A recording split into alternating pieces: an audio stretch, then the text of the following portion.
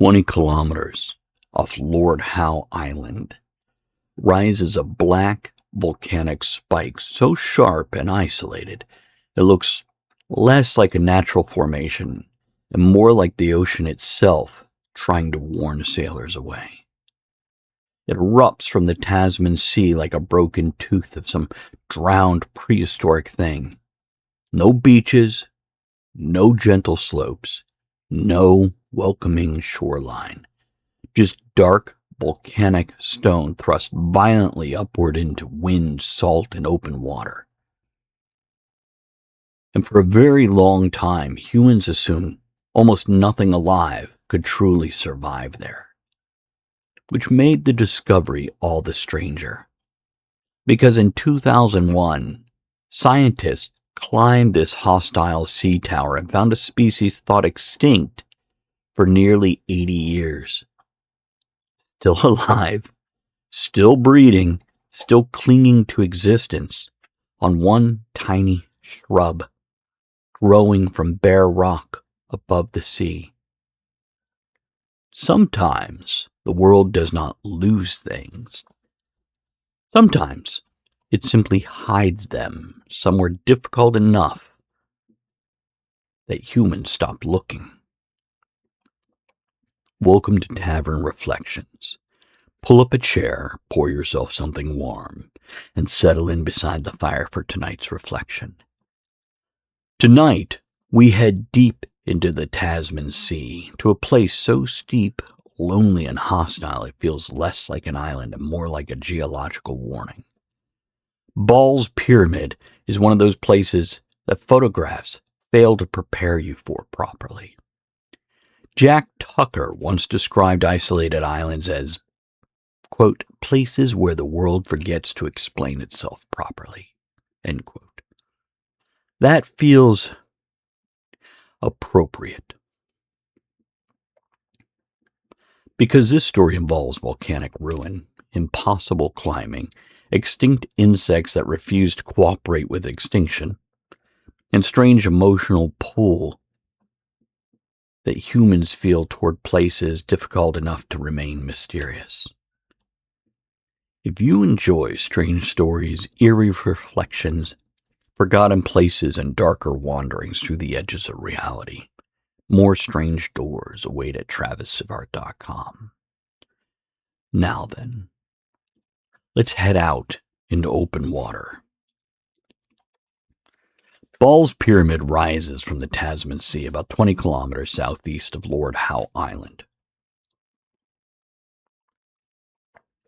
And honestly, it barely looks real. The formation is the world's tallest volcanic sea stack, rising approximately 551 meters above the ocean.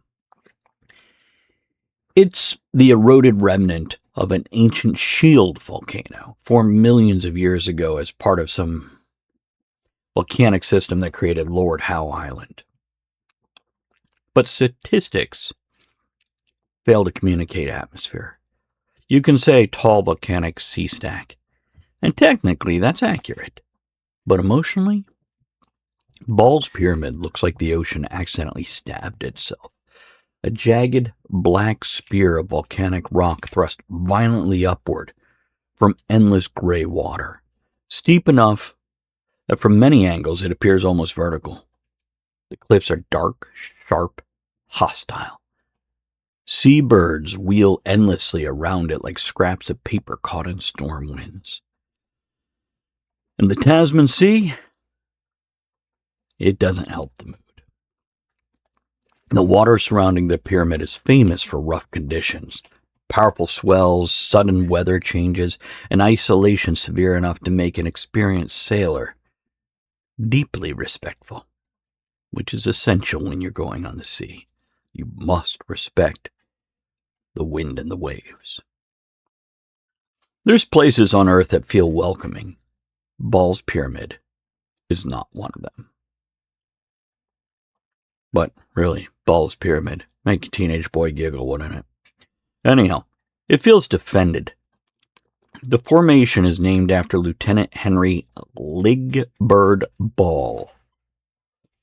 Gotta be a family name there, right? who discovered Lord Howe Island in 1788 while commanding HMS Supply during voyages connected to the early Australian colonies. How noble must a ship named Supply be? That one over there is floater, that one there is groceries, and that's supply. But I digress. Now imagine discovering this thing, this island, in the 18th century. No satellite imagery, no engines, no modern navigation systems, just open ocean, and suddenly a black volcanic fang erupting from mist and sea spray. There are geological formations that inspire curiosity. Ball's Pyramid inspires caution. The pyramid itself is part of the remains of an ancient volcano estimated to be around 6 or 7 million years old. 6 or 7 million years. Yeah, what's a million years between friends, right? Over immense stretches of time, erosion stripped away softer material, only to have this hardened volcanic core remain standing above the ocean. That means what we see today is essentially the skeletal remnant of something vastly larger, a mountain reduced to its hardest surviving fragment. There is something emotionally unsettling about geological leftovers. Human ruins decay visibly. You get collapsed walls, broken roads, shattered windows. But nature erodes differently. It strips away entire mountains until only stubborn pieces remain. Ball's Pyramid feels stubborn, like geology refusing to fully surrender. For centuries, sailors largely regarded the formation as a navigational hazard and an intimidating landmark rather than a destination. And honestly, that seems emotionally healthy. Because even modern photographs of the pyramid trigger a very specific survival instinct in the human brain. Perhaps we should not climb that. So, naturally, humans climbed it anyway, eventually. Because if our species has one defining trait, it's aggressively ignoring reasonable caution in pursuit of saying, "Hold my beer, I bet I can get up there." Attempts to land on the pyramid were historically difficult because of the rough seas, steep cliffs, and lack of suitable landing areas. Even reaching the base safely could become dangerous depending on weather conditions, which somehow only increased fascination because people. Remote places create obsession. The harder a location becomes to access, the more humans emotionally mythologize it. Especially climbers. Climbers are fascinating people. Half philosopher, half mountain goat. Entirely too comfortable hanging above certain death while discussing weather conditions with suspicious optimism. In the 1960s, serious climbing expeditions began targeting Ball's Pyramid. And looking at the structure, that required a level of confidence I personally associate with either elite athleticism or untreated head trauma. Could go either way. The first successful ascent of Ball's Pyramid occurred in 1965 by a team led by Bryden Allen. The climb was extremely difficult due to steep volcanic rock faces, isolation, and exposure to weather. Picture it. You're climbing a jagged volcanic tower surrounded entirely by open ocean, wind hammering the rock, waves crashing hundreds of feet below. No easy rescue, no stable terrain, no comforting illusion that nature cares whether you survive. Croker Norge once said, supposedly said, "There are places where survival stops feeling like success and starts feeling like a Temporary permission. That feels deeply appropriate here, because Ball's Pyramid does not feel conquered even after successful ascents. It feels tolerated. The climb itself became legendary among mountaineers because of its exposure and isolation. I'm also imagining that first stretch of the climb would be pretty slick coming up out of the ocean there, you know? This was not Everest-style grandeur. No massive snowy peaks. No sprawling mountain ranges. Just one brutal shard of volcanic stone standing alone in open area. Open sea. Somehow makes it feel lonelier. There's no comforting landscape around Ball's Pyramid. No villages nearby, no forests, no valleys. Only water in every direction. So many people with a problem with heights, so many people with a problem with water. I imagine it'd take a special person to climb this. That kind of isolation that we're talking about, isolation that complete, it affects humans psychologically. We're social animals, evolved to orient ourselves through landmarks, communities, and environments filled with life, whether that's other humans or just nature. Ball's Pyramid offers almost none of those comforts, just stone, wind, birds, and ocean. And yet, the place became even stranger after climbers started noticing something unexpected. Life. Not birds. Not algae. That slickness in that first stretch of the climb. Something far more surprising. The Lord Howe Island stick insect, sometimes called the tree lobster, was once believed extinct. The insect had originally lived on Lord Howe Island itself, but after black rats arrived, because this is what humans do, and rats go along for the ride, but after black rats arrived from a shipwreck in 1918, the species, the tree lobster, the Lord Howe Island stick insect, rapidly disappeared. Scientists eventually concluded it had gone extinct. Stupid rats. Which is unfortunately a reoccurring human talent. We do this. We introduce an invasive species, sometimes accidentally, sometimes intentionally, and we introduce it somewhere beautiful and then act surprised when ecology responds like collapsing like a Jenga tower. For decades, the stick insect existed only in museums and preserved collections. Gone. Finished. Another extinct species added to humanity's growing resume of environmental catastrophes.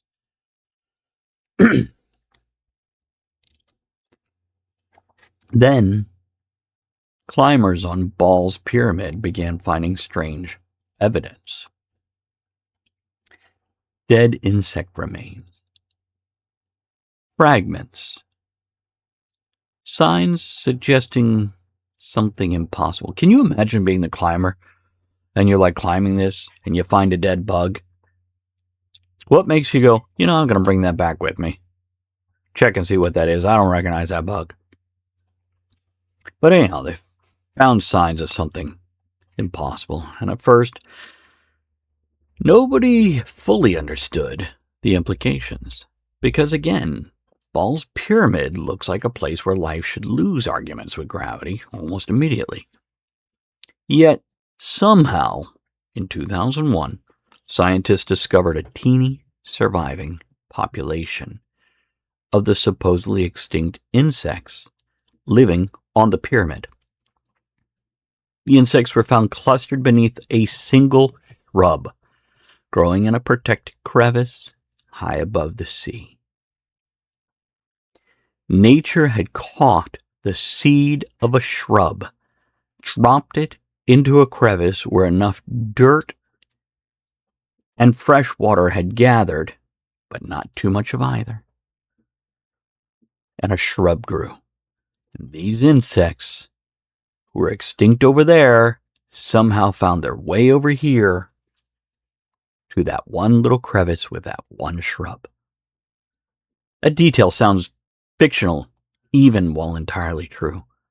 One shrub, one teeny ecosystem, one impossible refuge hidden on a volcanic cliff above the ocean. The last survivors of an extinct species, though I guess they're not extinct if they're survivors, are there? They were hiding on a rock humans could barely stand on. That's not merely science, folks. That is mythological structure wearing geological clothing. That is stuff any sci-fi author would think was a clever idea, but nature thought of it first. Cloudsource once claimed, extinction is often just humanity losing track of something quieter than itself. Smart guy, Cloudsource. And honestly, that may be one of the most hopeful things hidden inside this story. Because humans declare things lost remarkably quickly. We assume, and we've done it a lot of times throughout history, but we assume unseen means gone, inaccessible means empty, difficult means impossible. Nature occasionally disagrees with us. The surviving stick insects became the focus of a major conservation effort. Scientists carefully collected breeding pairs and launched captive breeding programs to restore the species. Today, conservation programs continue protecting the insects while carefully managing the ecosystem surrounding Ball's Pyramid and Lord Howe Island. That means one of the rarest insects on Earth survived because the world accidentally left part of nature difficult enough to reach. No rat could climb up there and eat a bug. Something poetic about that. Ball's Pyramid itself is now heavily protected. Climbing access has become highly restricted due to environmental concerns and preservation efforts. The surrounding marine environment also remains ecologically significant, attracting divers, research, and conservationists. Perhaps that's for the best. Some places improve when humans visit them less. Modern photographs of the pyramid remain simply astonishing. Incredible. Go research this place. Dark cliffs rising from the rough sea, birds circling endlessly, cloud shadows sliding across volcanic stone. At sunset, the structure sometimes looks almost unreal against the ocean, like the exposed spine of a drowned continent. Which, geologically speaking, not entirely wrong. The region itself is connected to the submerged continent of Zealandia, most of which now lies beneath the Pacific Ocean. So in a very literal sense, Ball's Pyramid is part of something mostly drowned long ago. Did you know there's a submerged continent? Zealandia? Maybe I need to do an episode on that. I'll make a note. But the pyramid no longer feels like an island. It feels like a survivalist.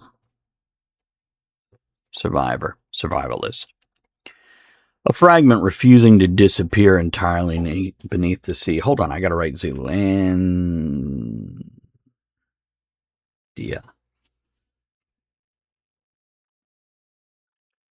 Okay, got that written down.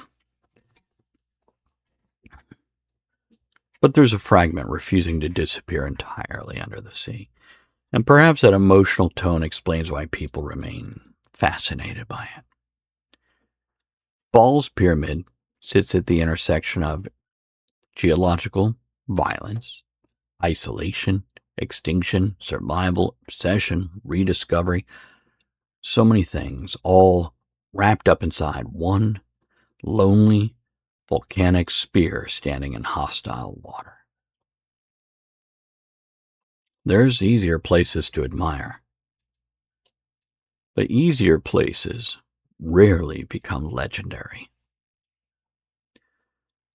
The reason Ball's Pyramid lingers in the imagination is because it represents deeply emotional ideas simultaneously.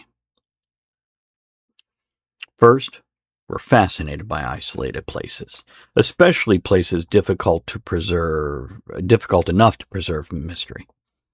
Modern civilization maps, photographs, and explains almost everything eventually. But Ball's Pyramid still feels dangerous enough to resist emotional domestication.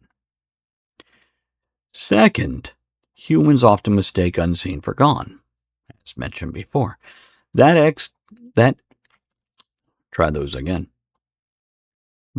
extinct insect surviving high above the sea beneath one shrub may be one of the most emotionally powerful conservation stories on Earth, because it reminds us how limited our awareness actually is.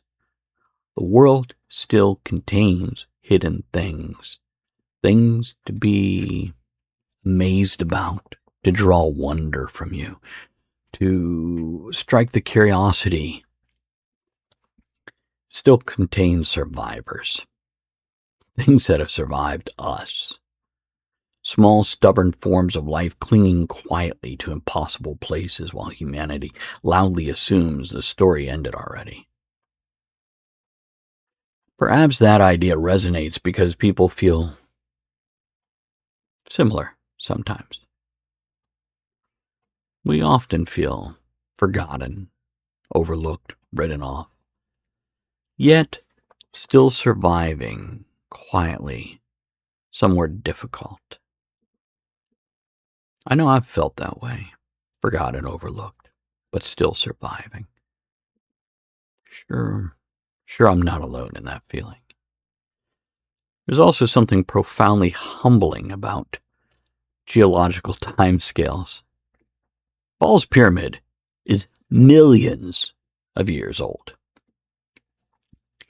Human civilization barely registers against that span. Empires rise and vanish faster than erosion notices. Meanwhile, the pyramid continues standing in the sea, weathering storms older than our recorded history. Keep in mind, we've only had large civilization for 7,000 years, communities for 40,000 years, language and other things, 87,000 years, give or take. Sounds like a huge amount of time when you look at, different countries and their length. But when you're looking at millions of years, and this is only a fraction of that, we're a bit smaller than we like to think we are. Perhaps can't see the forest through the trees type situation. But yet, even this massive volcanic remnant is itself merely the leftover fragment of something larger already erased. That sort of perspective where you keep zooming out and zooming out and zooming out, it changes people. Well, at least it should. Because standing before something ancient and indifferent reminds humans how temporary our fears usually are. And this is a great way to look at it. Okay? Not we're insignificant, but the things we worry about perhaps aren't as important as we pay into them. The pyramids survived volcanic collapse, erosion, storms, extinction events, centuries of ocean pressure. And meanwhile, Some of us panic because somebody replied K in a text message. Perspective matters. And perhaps most importantly, Ball's Pyramid reminds us the world still contains places hostile enough to keep secrets. Well, hostile to us, welcoming to somebody else, right? That may be comforting, because mystery survives there. And mystery is becoming an endangered species in modern life. Thank you for spending part of your evening here in the tavern. If you enjoy strange history, eerie reflections, isolated places, and darker wanderings through the edges of reality, more strange doors await at TravisSivart.com. Jack Tucker would probably insist islands like Ball's Pyramid exist specifically to remind humanity we are not nearly as in control as we pretend. Cloud Source would likely say survival favors the quiet and the unseen.